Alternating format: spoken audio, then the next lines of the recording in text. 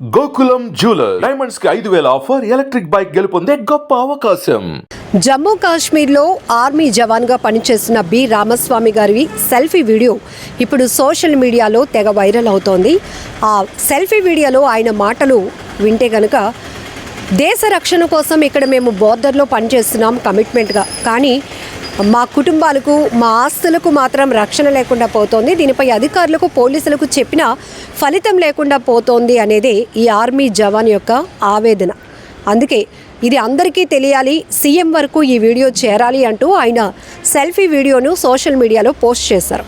తెలంగాణ రాష్ట్రం సిద్దిపేట జిల్లా చౌదరిపల్లి అక్బర్పేటకు చెందినటువంటి ఈ ఆర్మీ జవాన్ రామస్వామి గారు ప్రస్తుతం అయితే జమ్మూ కాశ్మీర్లో ఆర్మీలో పనిచేస్తున్నారు.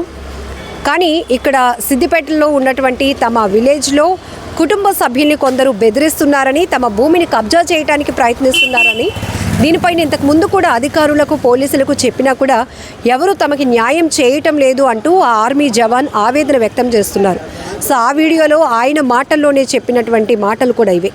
ఎందుకంటే ఇక్కడ మేము దేశ రక్షణ కోసం, మీ అందరి భద్రత కోసం పనిచేస్తుంటే మరి మా కుటుంబాల బాధ్యత, మా కుటుంబాల భద్రత, మా ఆస్తులు, మా భూములకు సంబంధించినటువంటి వాటిని రక్షించాల్సిన బాధ్యత అధికారులపై ఉంది. కానీ వారికి చెప్పినా పట్టించుకోవటం లేదు.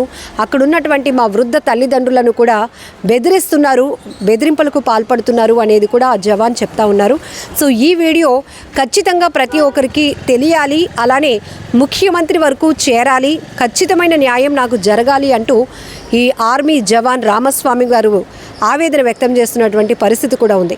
ఈ మధ్య చూస్తున్నాం, నేరుగా పోలీస్ స్టేషన్కి వెళ్తే కొంతమందికి న్యాయం జరగట్లేదు అనే భావనతో అసలు వారికి ఏం జరిగింది అన్యాయం, వారు ఎక్కడ ఎవరిని అప్రోచ్ అయినా కూడా న్యాయం జరగలేదు అనేది కూడా అందరికీ అవగాహన కల్పించాలి అనేటటువంటి ఆలోచనతో సోషల్ మీడియానే సొల్యూషన్గా వెతుక్కుంటున్నారు.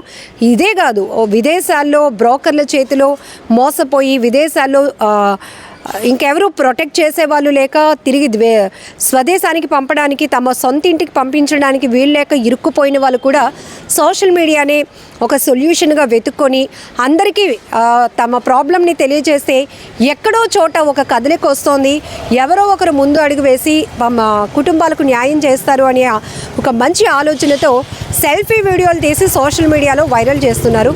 సో ఈ నేపథ్యంలోనే ఇప్పుడు సిద్దిపేటకు చెందినటువంటి ఆర్మీ జవాన్ యొక్క సెల్ఫీ వీడియో కూడా సోషల్ మీడియాలో వైరల్ అవుతోంది. కొంతమంది నెటిజన్లు కూడా చాలా సీరియస్గానే స్పందిస్తున్నారు. ఖచ్చితంగా ఆర్మీ జవాన్లకి, ఒక జవాన్కే న్యాయం చేయకపోతే మన ప్రభుత్వాలు కానీ పోలీస్ వ్యవస్థ కానీ ఇంకా ఎవరి కోసం మీరు విధులు నిర్వహిస్తున్నారు, ఎవరి కోసం మీ సేవలు అందిస్తున్నారు అనేటటువంటి ప్రశ్నలు కూడా సంధిస్తూ ఉన్నారు సోషల్ మీడియా వేదికగా. మరికొంతమంది అయితే కేవలం ఆయన తను అక్కడ బోర్డర్లో పనిచేస్తున్నారు కాబట్టి తన మాటలైనా కొంతమందిలో కదలిక తీసుకొస్తాయి, ఇప్పటికైనా అధికారులు పోలీసులు సీరియస్గా వ్యవహరించి తమ తల్లిదండ్రులను ఆ బెదిరింపుల నుండి రక్షిస్తారని, తమ భూమి కబ్జా కాకుండా దుండగల చేతిలో నుంచి ప్రొటెక్ట్ చేస్తారని ఆలోచనతో ఆయన సెల్ఫీ వీడియో పెట్టారు. కాబట్టి ఇప్పటికైనా రెస్పాండ్ అవ్వండి అంటూ తెలంగాణ పోలీసులకు, తెలంగాణ ప్రభుత్వానికి కూడా రిక్వెస్ట్ చేస్తున్నారు.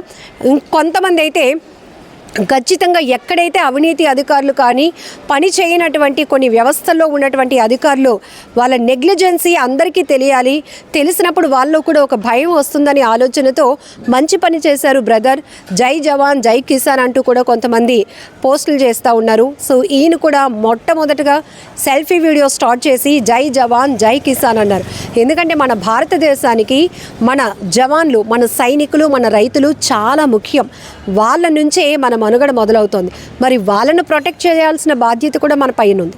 ఎందుకంటే ఆయన ఏమీ అన్యాయంగా అడగట్లేదు, తనకు ఉన్నటువంటి భూమిని కబ్జా చేయడానికి ప్రయత్నించడమే కాకుండా తల్లిదండ్రులను కూడా నిరంతరం బెదిరిస్తూ ఉంటే, ఒకవైపు నేను దేశ రక్షణ కోసం ఇక్కడ బోర్డర్లో ఒక సైనికుడిగా పనిచేయడానికి వస్తే నేను ఆ టెన్షన్ ఎలా తీసుకోవాలి, నేను నేరుగా వచ్చి నా సమస్య పరిష్కారం చేసుకోవాలా, అక్కడ ఉన్నటువంటి వ్యవస్థలు ఏం చేస్తున్నాయి, మేము ఇక్కడ మీకోసం చేస్తున్నాము కదా సేవలు అంటూ ఆయన ఆవేదన సెల్ఫీ వీడియోలో కనపడుతోంది.